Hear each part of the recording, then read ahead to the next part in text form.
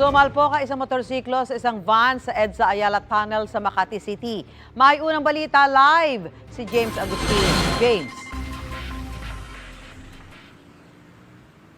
Susan, good morning. Sugatan nga ang isang motorcycle rider matapos bumangga sa van sa EDSA Ayala Tunnel kanina. Pero bago yung insidente na yan, yung rider minabangga pa ng isang kotse sa bahagi ng Pasay. Hindi makatayo at may mga sugat sa braso ang isang lalaking motorcycle rider nang respondihan ng mga rescuer sa northbound lane ng EDSA Ayala Tunnel sa Makati City pasado alas 4:30 ng umaga kanina. Dahan-dahan siyang isinakay sa stretcher para maisugod sa ospital.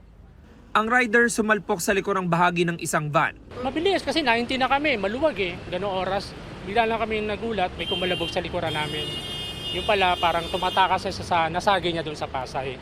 Ang sinasabing naunang nabangga ng rider, ang kotseng ito sa bahagi ng EDSA Malibay sa Pasay, pasado alas 3 sa madaling araw. Kwento ng driver ng kotse, galing siya sa Naiya at papuntang Makati City na mangyari ang insidente. Pagbangga niya, kakausapin ko dapat, tumakbo. Ayun, hinabol ko. Pagdating ko dyan, nakatumba na, bumangga sa van. Pagkanan ko, hinabot ko yung motor niya, pero malayo yung tao. Nandun yung tao, nandito yung motor. Nagdulot ng traffic ang aksidente sa Ayala Tunnel. Mag-aalas 5 na ng umaga na matanggal ang mga sasakyan. Patuloy ang investigasyon ng mga otoridad.